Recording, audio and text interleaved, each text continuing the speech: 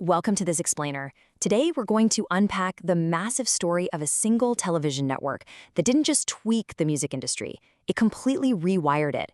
It birthed the global visual superstar, defined youth culture for 30 solid years, and then kind of just vanished into a massive cultural void. We're talking about the rise, the absolute reign, and the ultimate ruin of MTV's empire.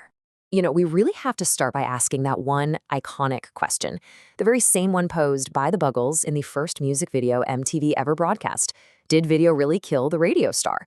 Because let's be real, MTV didn't just play music videos. It completely flipped the script on global pop culture.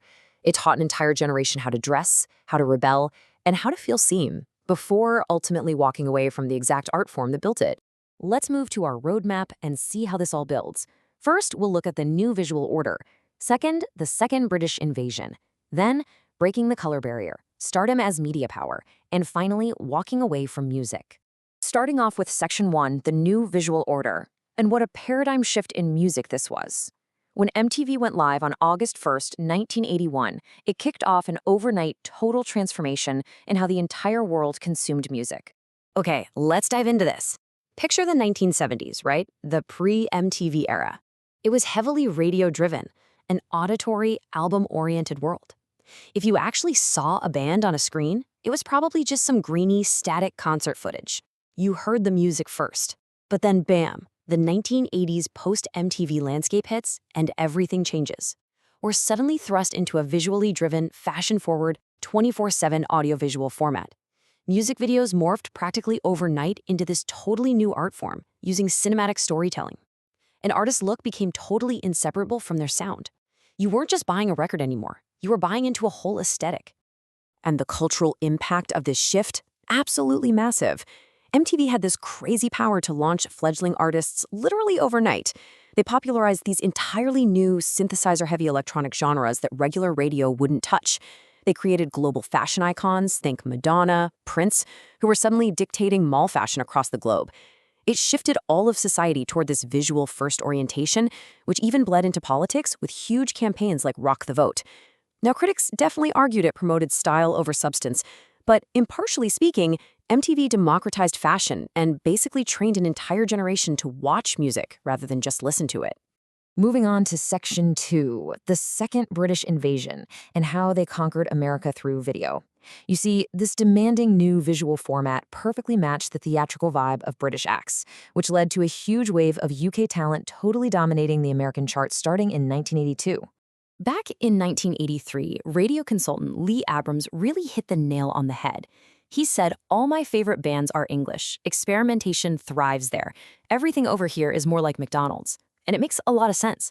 British acts, with their history of glam rock and punk like David Bowie's Theatrics or the Sex Pistols, they were just naturally ready for this. They understood makeup, costuming, the big visual narrative. Meanwhile, standard American rock bands, usually just guys in denim, were actually pretty resistant. Some even resented having to get in front of a camera at all. And the data backs this up in a big way.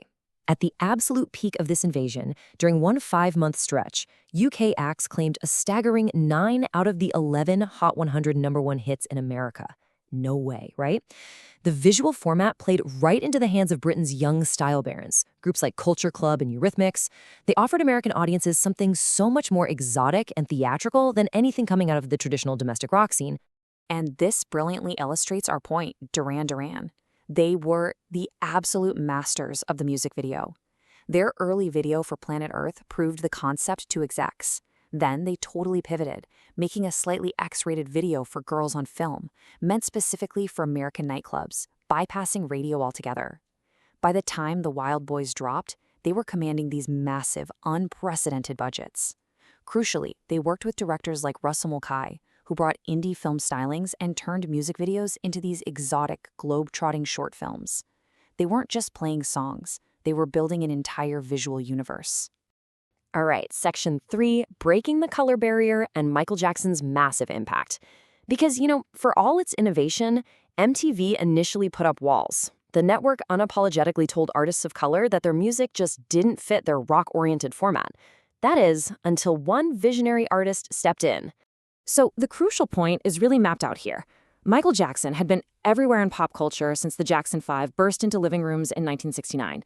But the real game changer was March of 1983. His video for Billie Jean drops, and it forces MTV's hand, completely shattering their rock-only playlist. Then, he follows it up in December of 1983 with the legendary 13-minute cinematic masterpiece Thriller. That wasn't just a video. It was a global event. This rapid dismantling of MTV's racial boundaries was a huge watershed moment in media history. Jackson essentially kicked the door wide open for diverse visual music on a global scale. He didn't just go to the network trying to sell a record, he offered them a diverse, groundbreaking experience. He elevated the medium so much that MTV frankly had no choice but to evolve. By forcing them to play fair, he cleared the path for countless future artists of color to shape global culture through visual music.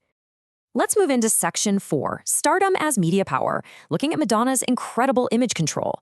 This immense power of video stardom allowed certain artists to completely transcend music and take on Hollywood on their own terms. Madonna is the perfect example of someone brilliantly leveraging fame to flip the industry power dynamic. Just look at the steps here. Pre-fame, she's in low-budget underground films like A Certain Sacrifice, with zero control over her image. But step 2, she gets that huge breakthrough with stylized MTV hits, and everything changes.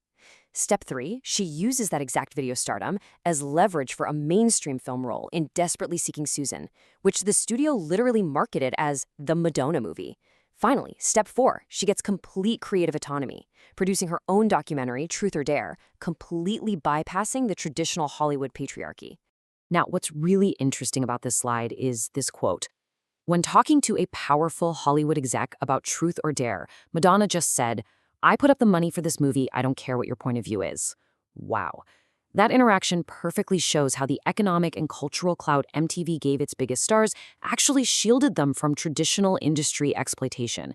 As a star bringing immense value from outside the normal studio system, she had the capital and the freedom to dictate her own terms and keep total control over her moving image. Which brings us to Section 5, walking away from music and the decline of the empire. Because despite building all these towering cultural figures, MTV slowly unhooked itself from the very art form that defined it, eventually leading to the end of MTV News and its music-centric divisions. This shift definitely didn't happen overnight. It was a slow bleed. In the 1980s, MTV completely rewired the industry. The 1990s were the peak of curation and trust, where they treated genres as distinct, thriving cultures. But hit the early 2000s with shows like TRL, and the focus shifted toward quantifiable hype instead of artistic substance. By the mid to late 2000s, cheap reality TV takes over. Shows like The Real World and Jersey Shore proved you could have a scalable business model without the headache of licensing music or dealing with difficult artists. And that slowly starved their music programming. Come the 2010s, MTV had morphed from a cultural tastemaker into a trend chaser, just reflecting what was already viral online instead of deciding what mattered next. The contrast here is just staggering. MTV's golden era was all about centralized curation and collective attention.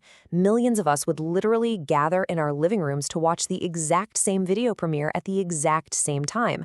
It was a shared cultural event. But today's landscape? It's totally fragmented. We rely on algorithmic streaming and solitary discovery. Songs are thrown at us rapidly without any broader context, which creates massive viral spikes, sure, but very little longevity. What we lost wasn't just music videos, it was the shared experience of discovery. MTV once slowed the audience down and demanded our attention, whereas today's platforms are optimized for infinite, isolating speed. So that leaves us with a really big question.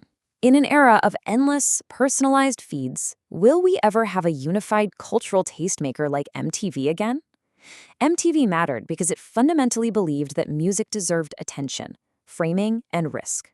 When the network walked away from music, we gained infinite access, but we lost our centralized cultural editor.